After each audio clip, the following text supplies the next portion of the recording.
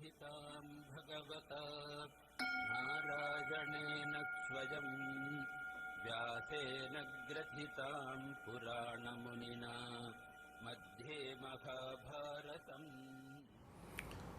ॐ असतो मा सत्कमय तमसो मा ज्योतिर्गमय मृत्योर्मा अमृतं गमय आविराविर्मयेति रुद्रयत्ते दक्षिणं मुखं तेन मां पाहि नित्यम्. May the Divine lead us from the unreal to the real, from darkness to light, from death to immortality. May the Divine Consciousness fill our hearts and protect us. So we shall resume today with our study of who an ideal devotee or an ideal spiritual seeker is. Let us read verse 16. Anapeksha shuchir daksha udasino gatavyataha sarvarambha parityagi yo madbhaktas same priyaha. He who is free from dependence, who is pure, prompt, unconcerned, untroubled, renouncing every undertaking, he who is thus devoted to me is dear to me. Again, a set of qualities that a spiritual seeker or a devotee is expected to cultivate. Let's take them up one by one. Anapekshaha, it's translated here in this book as free from dependence. Apeksha means expectation. Anapeksha means no expectation. And anapeksha means the one who lives without expectation. This is a topic that we have discussed several times in the past, often remembering a verse from the Bhagavata, which goes simply like this: Ashahi paramam dukkham, nairashyam paramam sukham. It narrates a story and then comes to this conclusion that living with expectation is a perfect recipe for profound misery, and living without expectation is the best solution to live with profound joy in the heart. It seems such a simple solution, really, to live without expectations. But when we actually try to practice it in our lives, we find it's quite difficult. Unconsciously or consciously, usually unconsciously, we have built up so many expectations in the heart. Some of the expectations, we just kind of take it for granted. Children take it for granted that our parents are going to love us and do everything for us. Parents take it for granted that their children are going to love them and do everything for them. And usually this does work. Usually it does happen this way. But when it doesn't happen, then it creates profound pain and suffering on either side. I mean, not just between parents and their children. Every relationship that we have in this world, there are expectations inbuilt into those relationships. Is there a way of establishing relationship in a different way? When in any relationship, a person in a relationship will ask the question, not what I'm going to get out of this relationship, but what I'm going to give to it. If at all everyone does that, I think this world will be a truly happy place to live in. So in every encounter, we derive pain not by what we give, but what we expect in return and don't get it. Because giving is always, if that giving is voluntary and natural and spontaneous, then giving is always joyful. Of course, giving reluctantly, giving something when we are forced to give, that can be painful also. But giving out of the fullness of one's heart is always a joyful thing. Then we expect that just as I am giving, the person in front of me should also give. The problem with that is I have control over myself, at least theoretically. But I have very little or no control over anyone in this world. In fact, many of us discover that we may not have full control over our own selves many times. What to speak of having control over others? The tragedy of the world is that most people are busy spending so much time, so much energy trying to control the environment around them, trying to control the people around them, trying to control the situation around them, and not spending enough time and energy to see how much control do I have over myself, over my own impulses, over my own desires, over my own expectations. It will be helpful if we try to turn the attention towards ourselves and try to see how I can be a better person before we try to make other people better. I can help other people only to the extent I can help myself. If everyone in the world becomes a reformer, there is a problem there, because then who is going to be reformed? So I think while we do need reformers, I think every person can be a reformer, but the first target, I don't know whether target is the right word, but the first person that needs reform is my own self. So I say, yes, I want to go and improve society. Okay, first thing I need to do to improve this society is first improve this person who is a part of this larger community. I want to go and make this world a better place. I want to make this world a place where everyone is happy. Good, but the first person to start is this person. I am a part of this world. Am I happy? If I cannot be happy, contented myself, what hope have I of making these billions and trillions of people happy around? So everything begins here. The same thing with regard to anapekshaha, living without expectation. So a second thing that will help in this regard is a recognition that what I'm going to get in this life, what I deserve in this life, will come to me. No power in the world can stop me from getting what I deserve, what is my due. And what I'm not expected to get, what is not going to be mine, even if I move heaven and earth, I'm not going to get it. There is a saying attributed to a Sufi mystic called Caliph Ali, which says, "Thy place in life is seeking after thee, so cease thou from running after it." It's a very profound observation, but it needs a certain amount of conviction and also faith in this way of thinking. I first read this in a letter that Sister Nivedita, Swami Vivekananda's Irish disciple, she mentioned this saying.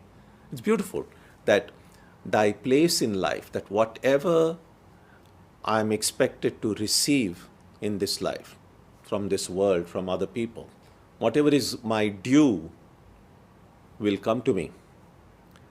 I don't have to run after it. It'll come to me. And if something is not my due, no matter how much I run after it, it's not going to come.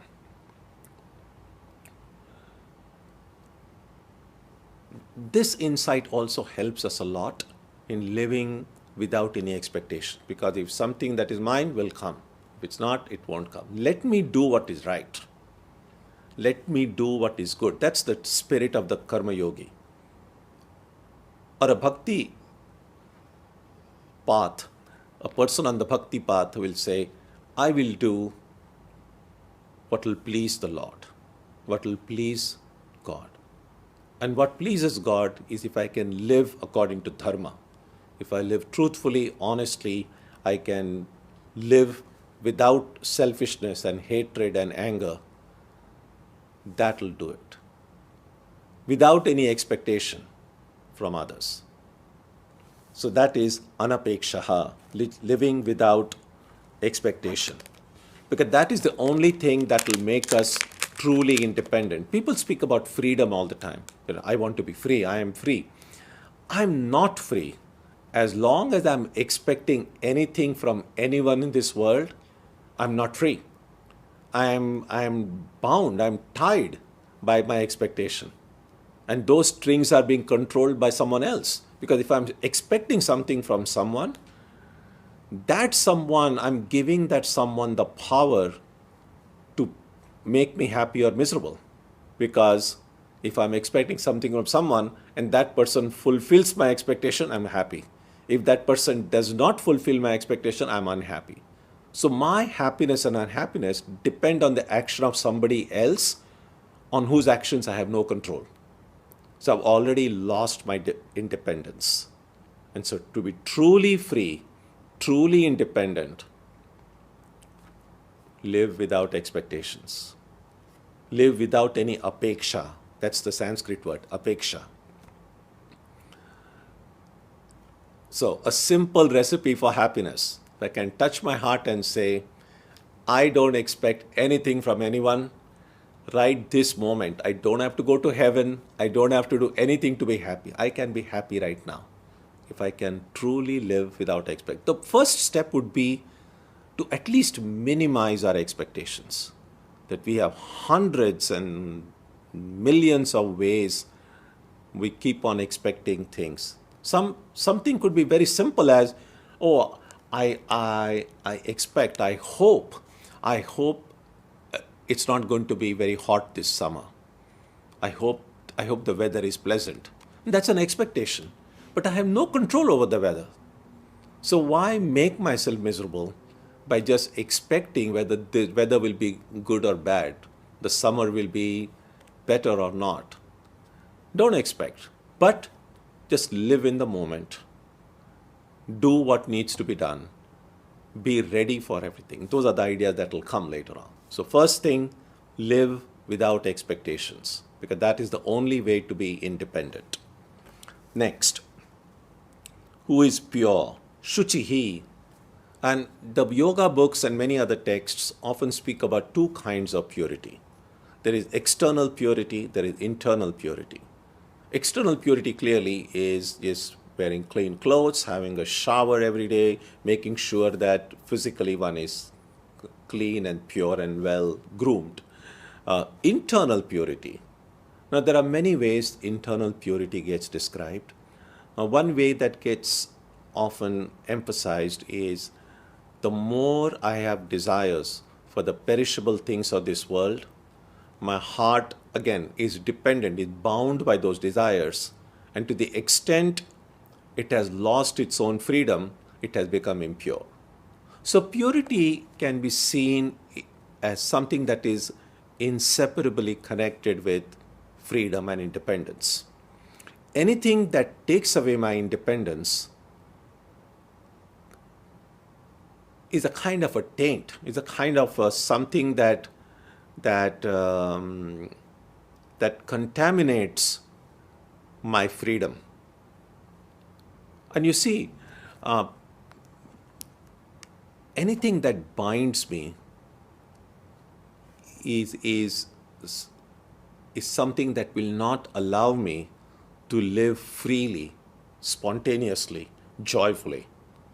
And to that extent, that is something that is preventing me from expressing my purity fully. So that's another way people try to understand purity as inseparably connected with independence and freedom. Yet another way to understand purity is through purity of mind. Now, purity of mind we can see in terms of the functions of the mind.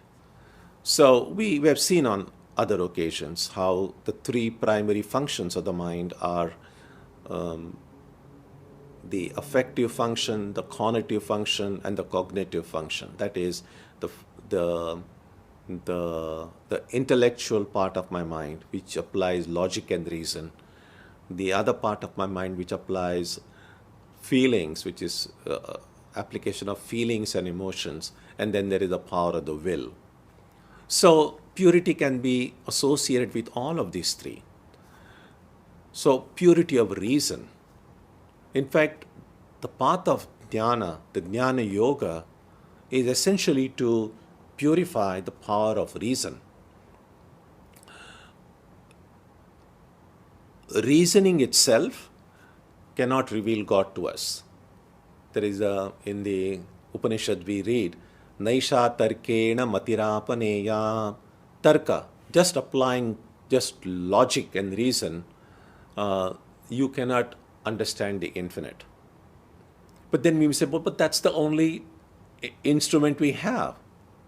And if that will not help us, then what are we to do? And the answer is, purify your reason first. And you have heard of people saying devil quoting scriptures. So sometimes what we do is we have a certain predetermined conclusion in mind. Something that we want, something that we like, something that we desire. And then we apply our reason to arrive at that conclusion. It's a little bit like in the legal system, for instance. So there are lawyers, and you are either the prosecution or you're the defense attorney. Now, the goal before the prosecution is to prove that this person is guilty. And there is a set of evidences, and you use that evidence, you apply reasoning, logic with the available data and information to say this person is guilty. And the defense attorney, who had the same data, the same evidence, and that defense attorney also applies their logic and reasoning with the same data and says, not guilty, or at least cast enough doubt, a reasonable doubt, that that conclusion is not right, the conclusion that the prosecutor wants to reach. So both sides in a legal battle are trying to use logic and reasoning and wanting to reach two different results.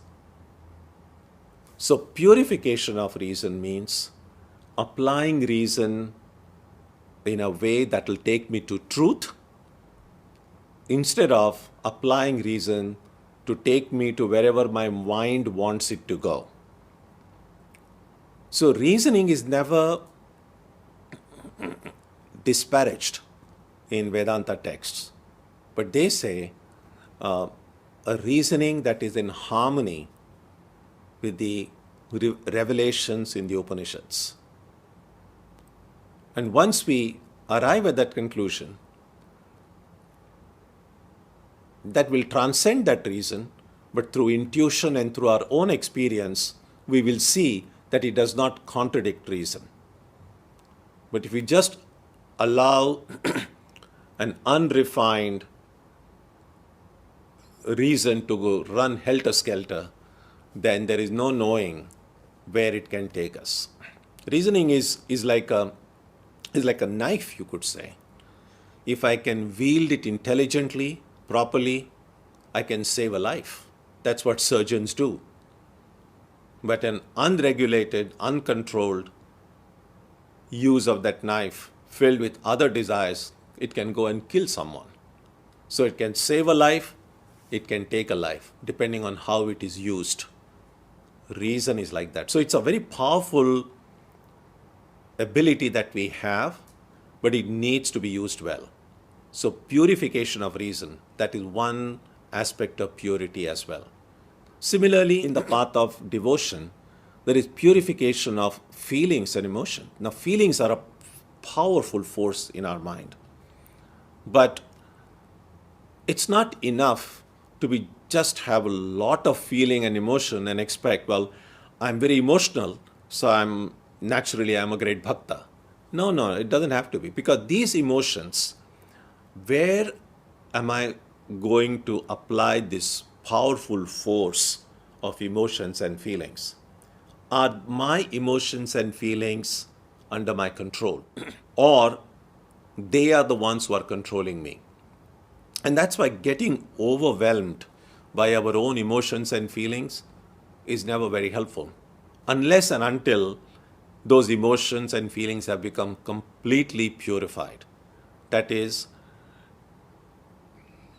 it'll take me in a right direction. It'll make me do things that are right.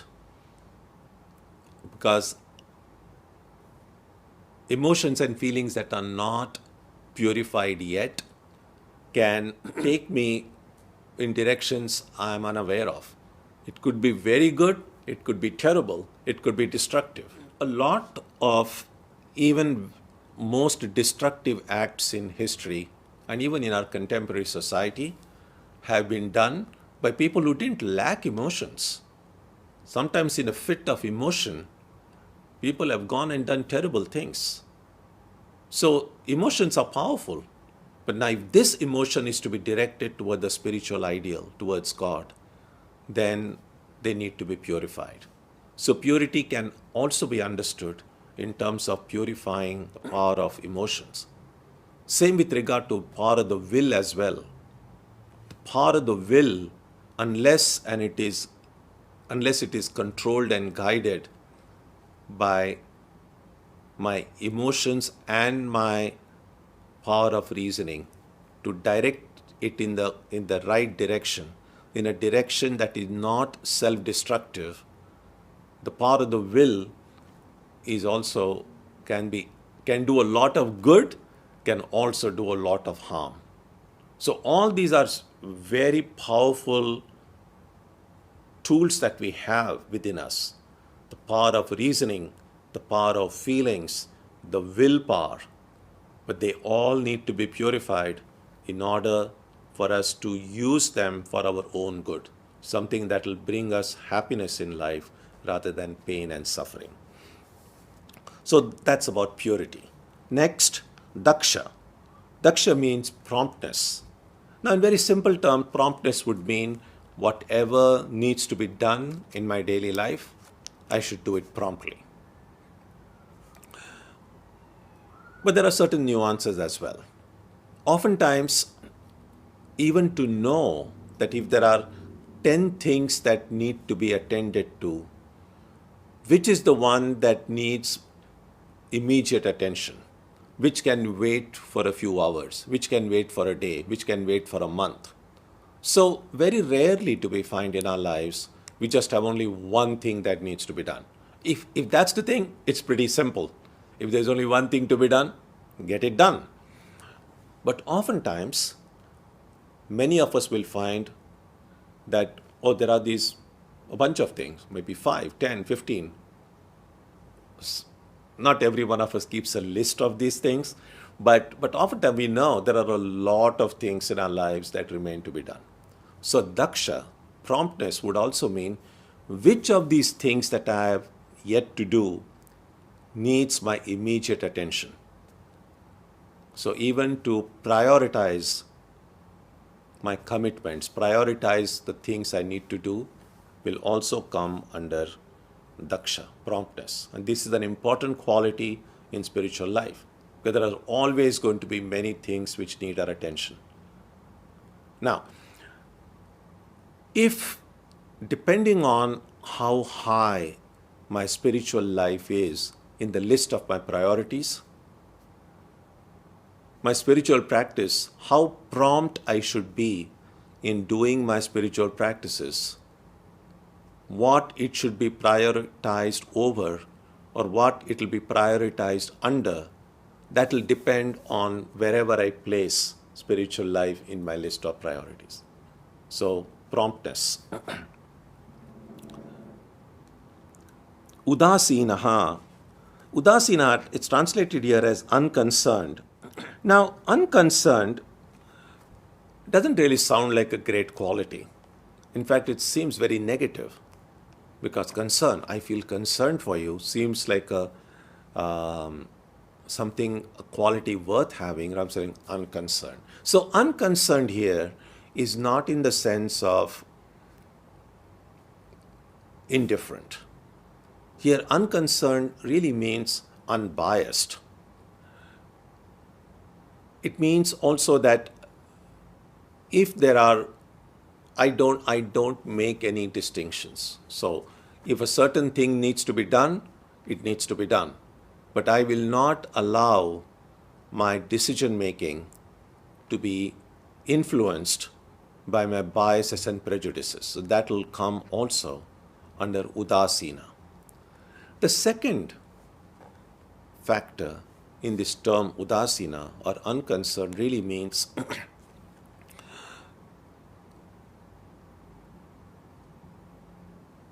to see that this world and events in it are happening and they will continue to happen, irrespective of whether I do something or not do something. Now, if I can in some way help in make things better around me, I can be a small cog in the wheel of this world machinery. But none of us can ever or should ever think that we are indispensable, that if I do this or I don't do this, it's going to make a big change in the world. It won't. We can be sure that nothing will change in this world, whether any of us drops down dead at this moment. We would want, of course, I don't know what people will want, but we do see people dying. Well, every moment, every minute, someone or the other is dying in the world. And yet the world just seems to go on. It does make a little bit of difference, some ripple in the immediate circle, and the family and friends and the close circle. But even that difference doesn't remain for too long. It just kind of gradually everything subsides and the world just moves on. And this is not just true with just ordinary people like you and me. This has happened with even people whom we see as extraordinary beings. Even incarnations, prophets, mystics, world leaders in every field. The world doesn't stop for anyone. There is a passage in the Gospel of Ramakrishna in which the recorder, Mahendranath Gupta, known as M, so towards the end, in one place he says that when this was after Sri Ramakrishna's passing, and so he is just reflecting in his own mind, and he says that when Sri Ramakrishna was in Dakshineshwar and when I used to go and meet him, it was impossible to imagine a world without him. He had become so much a part of my life that I thought if at any time Sri Ramakrishna passes away, I don't want to live. I just want to die also. The world is not worth living in where this kind of an extraordinary being is no longer there. And then, by which time already a few weeks and months have in fact passed after Sri Ramakrishna's passing, and then M says to himself, now so many months have passed and I am just fine. Yes, I do miss him, but still my life is still going on.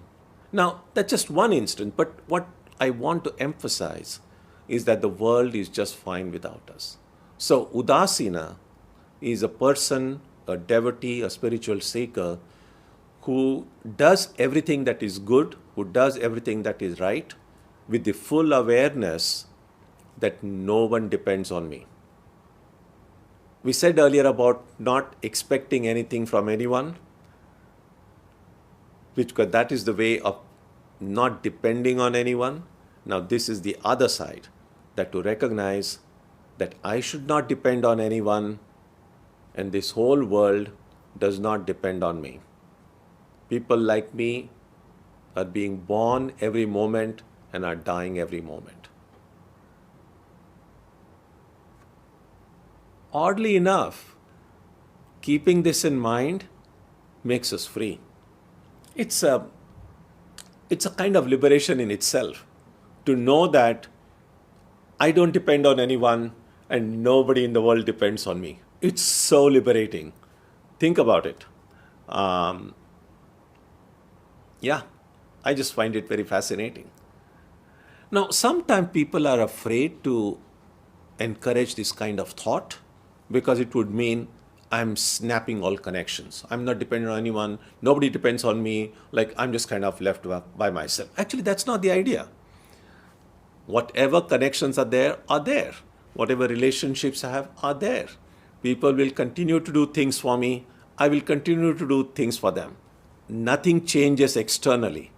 But internally, I should have this firm idea. No one depends on me. The world doesn't care. The world will just go on fine without me. And I don't have to expect anything from it. So this is a completely internal process, and it's extremely liberating. And one shouldn't be afraid to think this way, because externally, life becomes much, much more joyful, much more valuable in some ways. So because we are not expecting anything from anyone, whatever we receive from the world, whatever we receive from others, becomes very valuable, very precious, very an occasion for joy. Yeah, just practice it this way and see. It's a very, very practical thing, and that's why Krishna includes it here for a quality necessary for a devotee. Next, Gata Vyataha, untroubled. Now, Vyatha, again, untroubled. A lot of these way these words are understood and translated often can raise questions. So don't just go by whatever translation you are using in your copy of the Gita and take it at face value. Just dive deep into it. Gata Vyataha, Vyatha. Vyatha means pain or trouble. And Gata means that which has gone. So one from whose mind all troubles have gone. He is one who is untroubled. Now, at face value, this would seem like, wow, there's so much suffering, especially during these COVID times when people are getting infected, people are getting hospitalized. Thank God the numbers are reducing, at least in some parts of the world, increasing in some other parts. But how can we not feel troubled? The recent trouble that occurred in the Middle East, in Palestine and in Israel, and we see how much pain and suffering on both sides. How can we not be troubled by seeing that? So what does untroubled mean here? Gata Vyataha. How can that Vyatha, that feeling, go away? So first of all, the feeling, the Vyatha or the pain here is the recognition that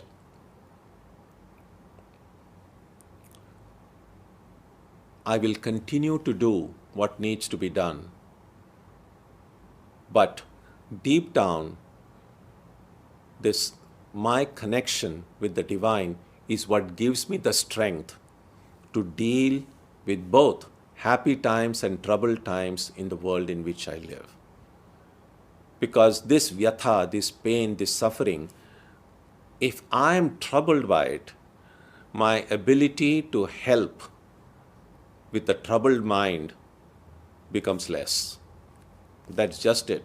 We have to feel intensely. We have to feel that suffering, be sensitive to it, but not get troubled by it. Because if I'm troubled, any decision I take, any choices I make with a mind that is troubled are not going to be a perfect decision, a perfect choice, a choice that will solve the problem rather than add to the problem. And so we need a relatively calm mind. Yes, sensitive to suffering, sensitive to the troubles of others, but keeping the mind calm so that I'm in a better position to go and help others. So gata vyataha, not in the sense of indifference again. As I said, lot of these qualities taken at face value can raise questions. But if you dive deep, you understand the sense in which these qualities are being mentioned here.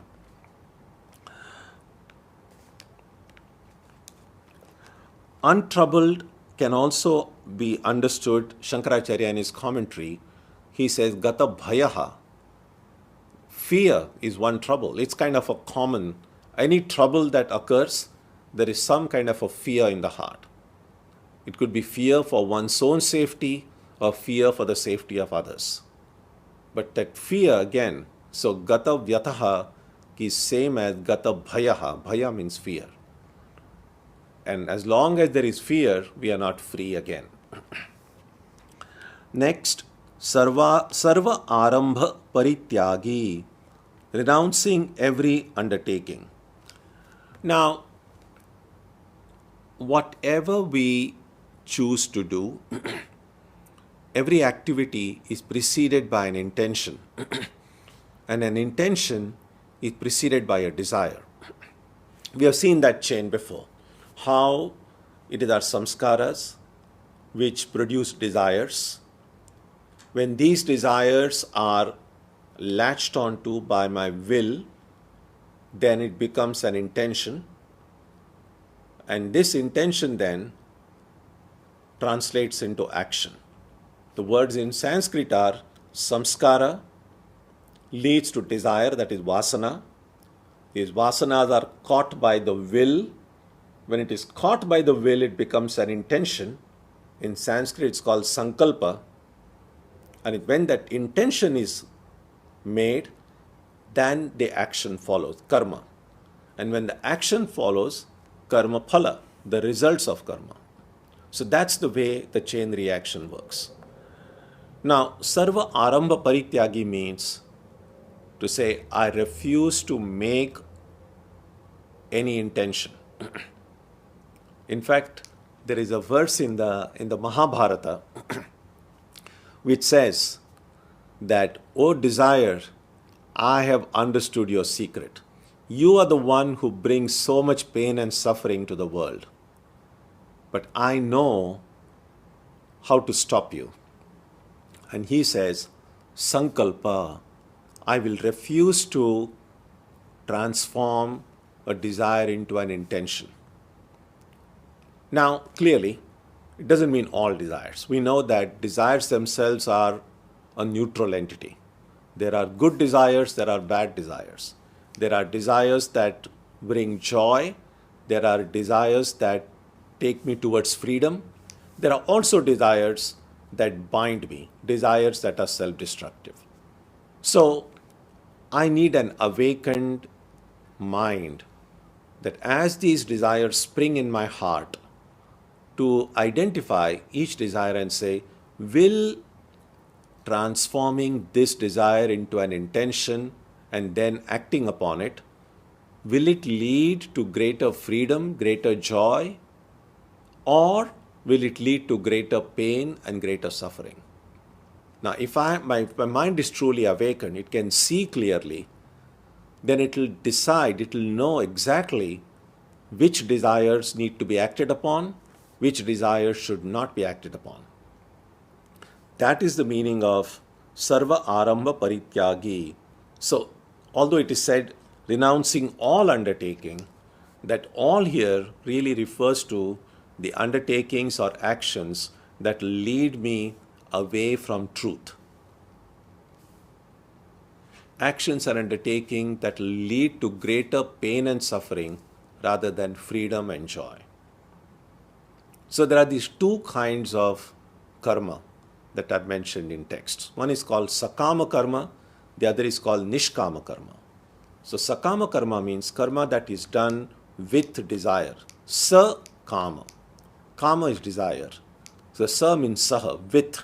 So with karma, with desire. So what this devotee does is say, I'm going to not transform these desires, this karma which are filled with desires, which will take me away from God, which desire the perishable entities of this world. I will not transform these desires into an intention and then act upon them. But what would be a nishkama karma? That the karma can I do without a desire that is egocentric. So there are two. There could be an egocentric desire, there could be a God-centric desire, if you like. An egocentric desire is one that will somehow make me happy. A God-centric desire is, I'm doing this in order to make God happy, in order to do something in harmony with dharma. That's why it's in Sanskrit they call it Ishvara Priti Urvaka Karma. That is, Ishvara Priti, Ishvara is God. Priti means out of love. So, work done out of love for God, with the hope and with the hope, with the feeling, with this somehow an instinctive feeling within that doing this will please the Lord. Again, we spoke earlier about purity of feeling, because unless the mind, unless the feelings are purified, a person could do something terrible thinking that it will please the Lord. In fact, we know from people who have been interviewed and questioned and interrogated, even people who do terrible things, even terrorist acts, if they were somehow told and made to feel that going about and just bombing somewhere, God wants you to do it, that will please the Lord. So those people did with the feeling, strong conviction oftentimes, that I'm doing this for the sake of God. A lot of destruction that occurred in history with the idea that I'm doing it for my religion, I'm doing it out of love for God, I'm a true devotee of God, and I'm doing this. So why did that happen? Because this feeling for God, this love for God was not purified. And because it was not purified, these acts done apparently out of love for God, apparently with the idea that it will please God, in fact turned out to be extremely destructive. It's impossible for most of us to believe God would want anyone to go and blow things up or to kill other people. So a certain amount of purifying one's own understanding, purifying one's own emotions, one's own reasoning is important, so that all of these qualities are put to use in the right way. Because as I said, unless the inner purification occurs, unless the reasoning is purified, unless the feelings are purified, all of these things can be misused and misappropriated. And so therefore, the word shuchihi is actually one of the key terms in this entire verse, because without that inner purification, these terms like unconcerned, untroubled, renouncing every undertaking, all of these could be misunderstood or would raise questions if I don't dive deep and see what is meant and what it is intended to do. So we will stop here now. Om Jananim Saradam Devim Ramakrishnam Jagadgurum Padapadme Tayo Shritva Pranamami Muhurmuhu.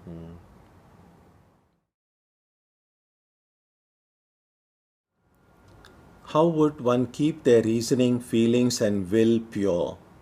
How would you know it is becoming tainted?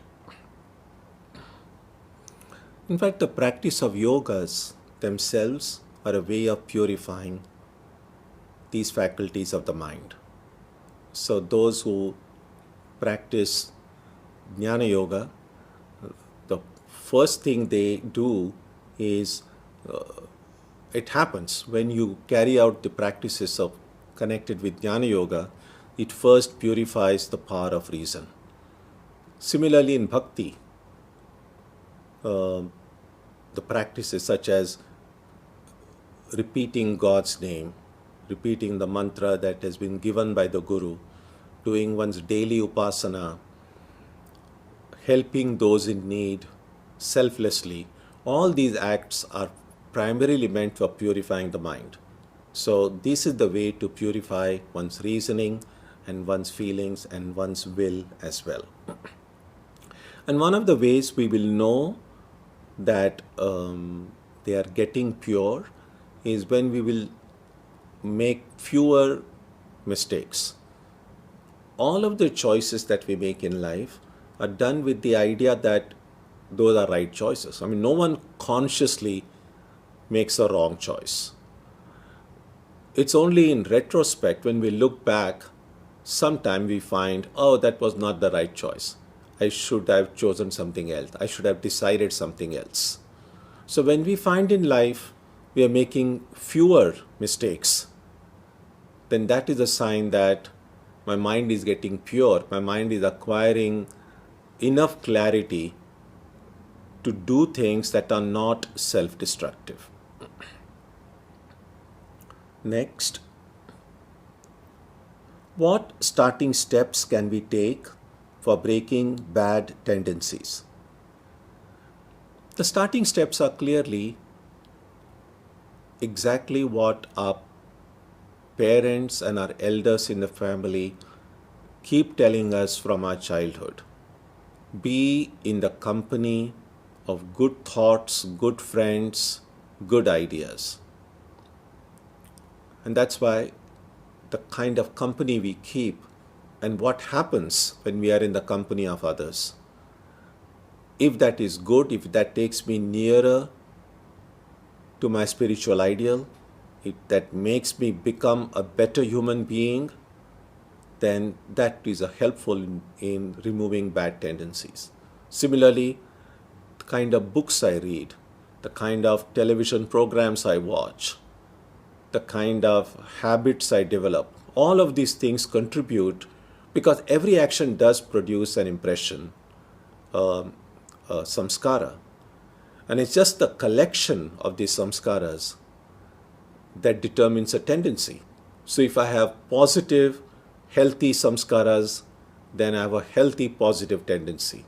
If majority of my samskaras are destructive or weakening, then I have an unhealthy tendency of mine. And so we should consciously generate these impressions in the mind which are positive, healthy, and joyful. Next, how can we apply anapeksha or no expectations in the workplace, where we only achieve our goals if we set and ensure team members meet our shared expectations? Absolutely, we need to have goals. Goal setting is important. Encouraging team members to reach that goal is also important. But also be aware that not every goal will be met. Well, if it's met, that's wonderful. That's great. We can celebrate. But if they are not met, then we should also have some backup plan.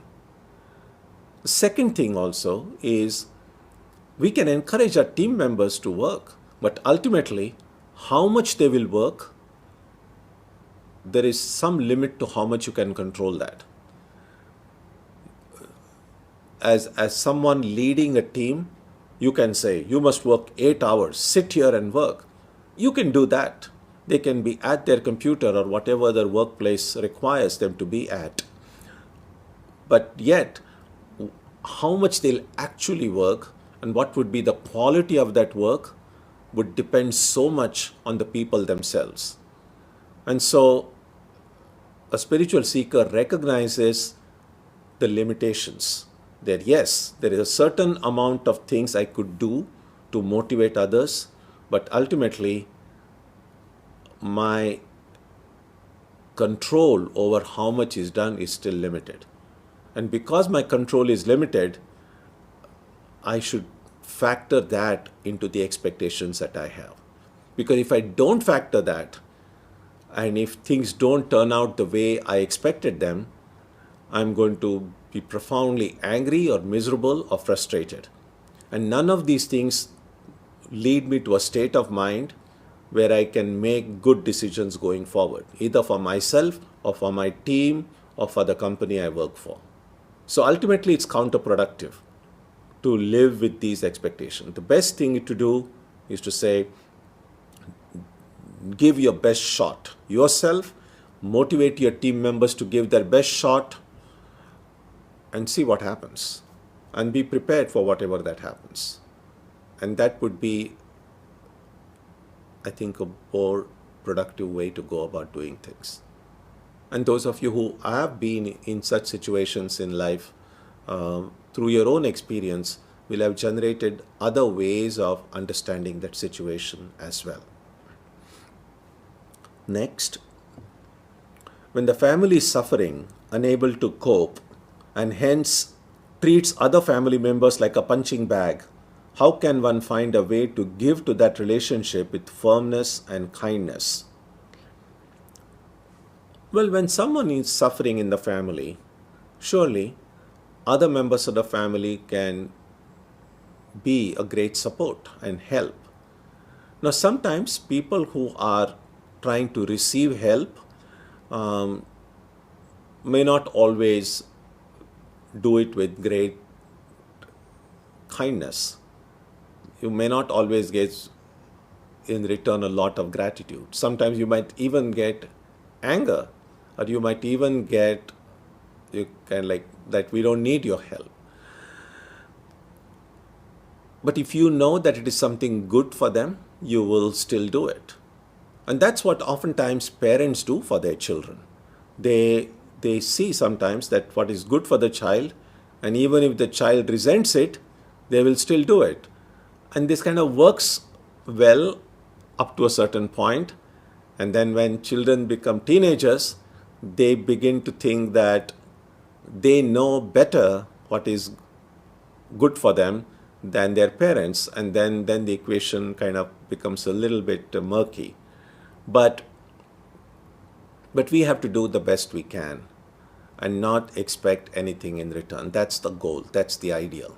Swami Vivekananda, in one of his letters to his disciples in Madras, he wrote to them, he says, and this is kind of a very generalized statement, but it just shows how difficult it is to be a karma yogi.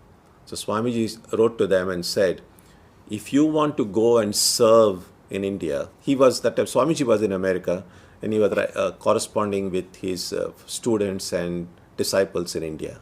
So Swamiji wrote to them, he said, if you want to go and, because he used to get a lot of letters saying, you are doing such great work, you have inspired everyone, we want to come and help you in your work.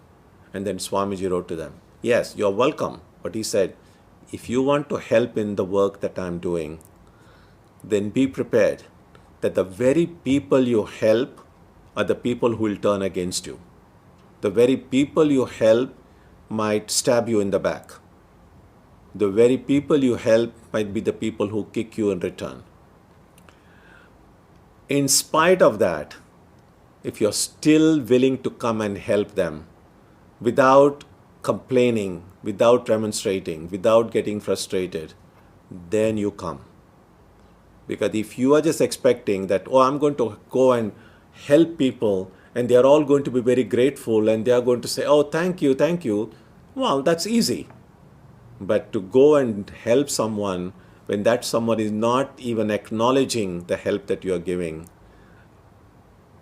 and not just feeling bad about it, you're just saying, this is the right thing to do, and I'm doing it without any expectation of any kind, then that is the true spirit of Karma Yoga. And that's difficult, it's absolutely difficult.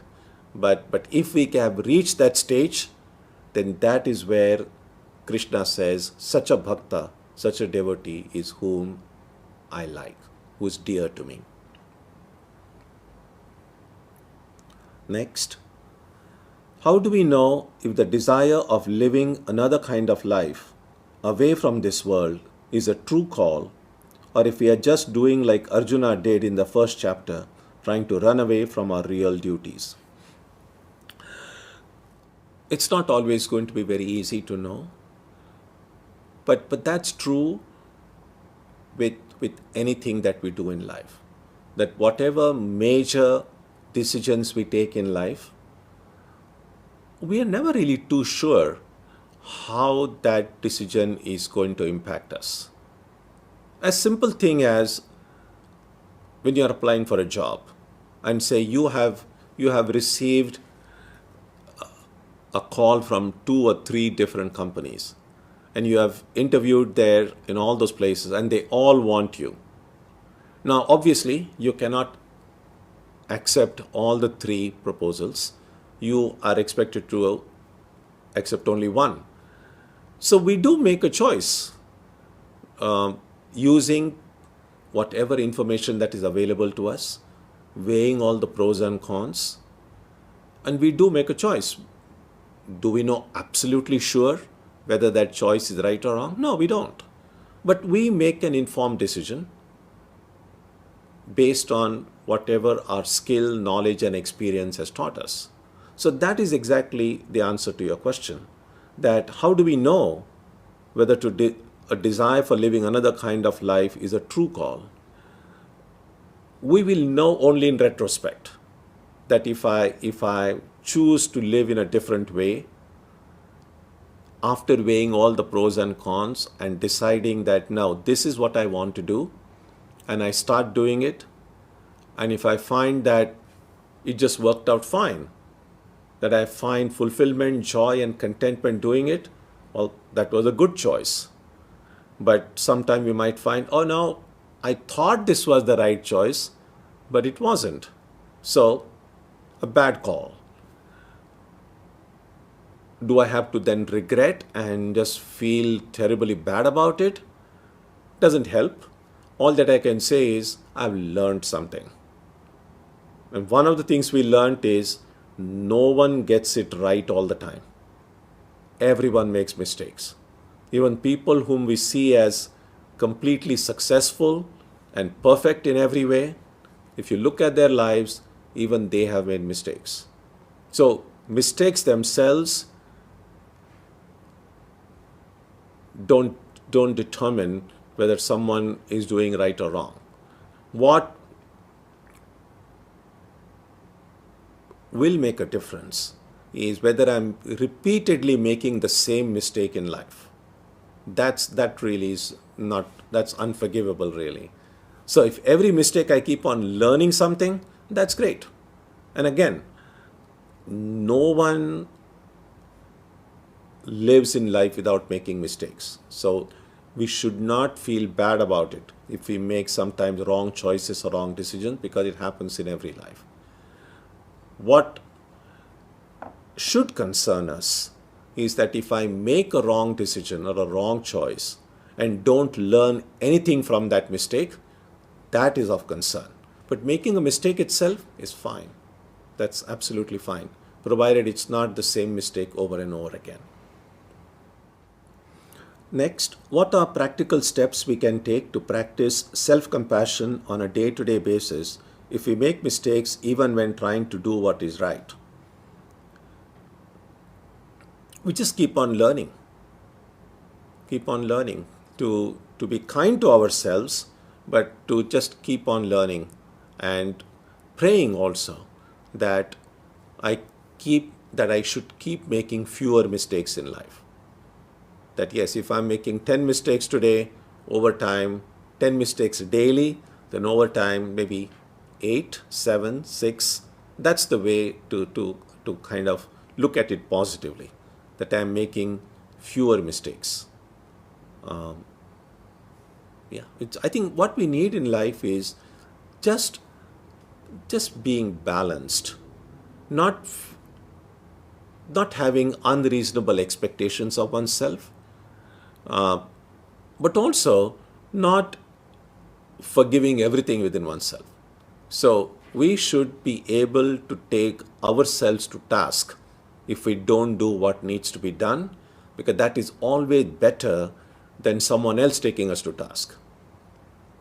So it's always good to be firm with oneself, and that is always more palatable than allowing other people to be firm, because a lot of time we don't want other people to boss over us. While the only alternative to not allowing other people to boss over us, that I should boss over myself. My body and mind should be under my control. I am the boss. If I do that, then the necessity of other people bossing over me will become less.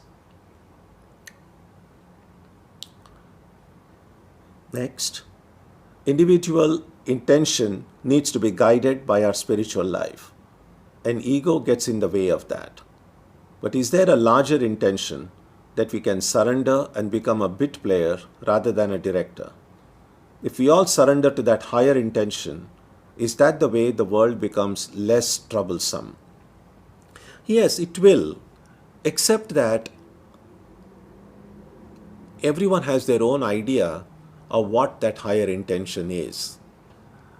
So that's something that we need to figure out, because everyone has their own way of thinking. So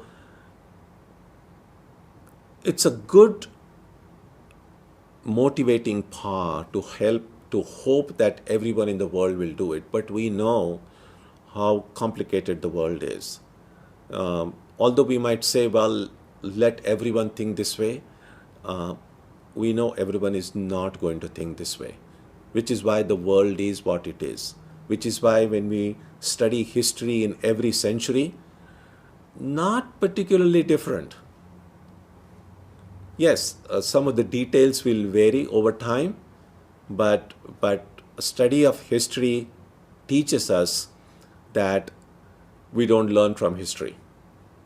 The study of history teaches us that the world pretty much continues the way it has always been. The study of history shows us what Swamiji says is that the world is a dog's curly tail. And so yes, the ego does get in the way. So the more my reason, my feelings are purified, the more they are directed towards an ideal that transcends this perishable world, the better the world becomes for me.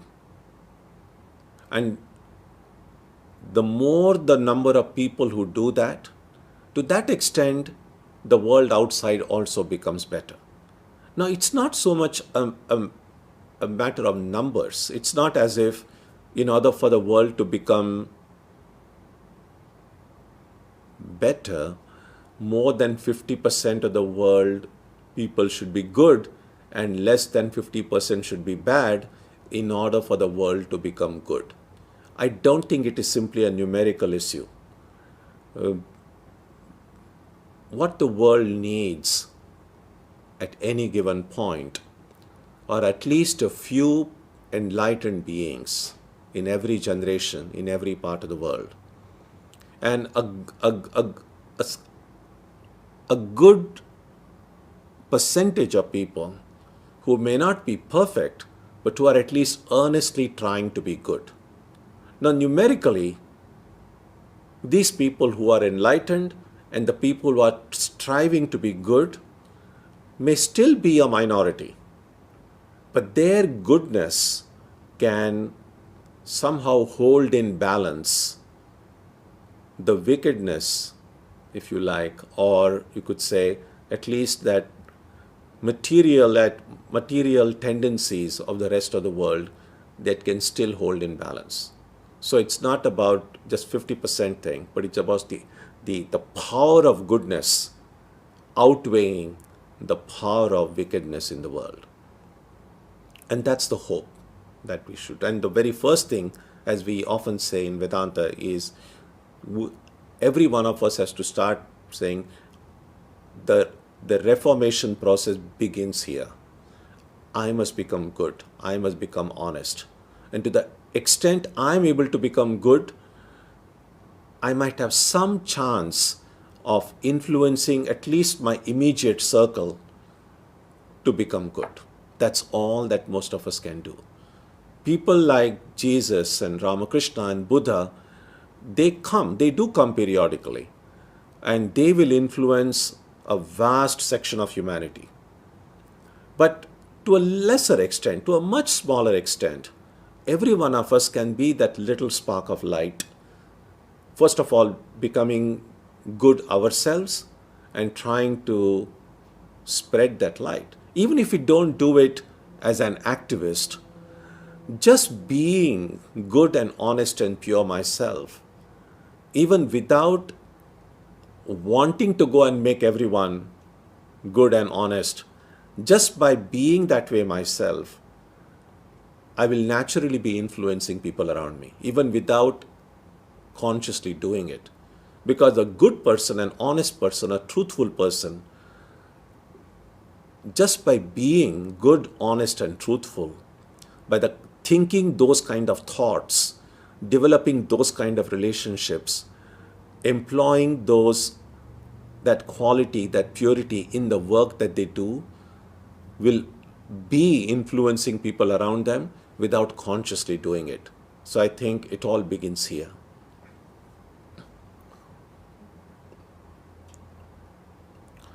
Next, what about some of us who know what is right but still do what is wrong?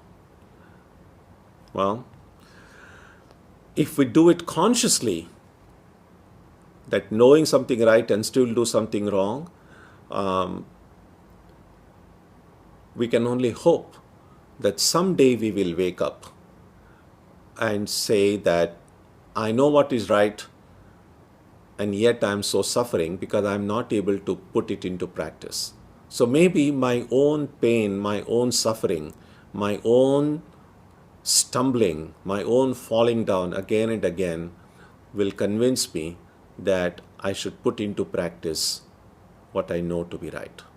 And to the extent I am able to do it, I can say I have become awakened. Yes. Okay, so thank you for all these comments and these questions. And we will continue this study when we meet next Sunday. So we'll conclude with a prayer now. Om Shanti Shanti Shanti. Peace, peace, peace be unto you.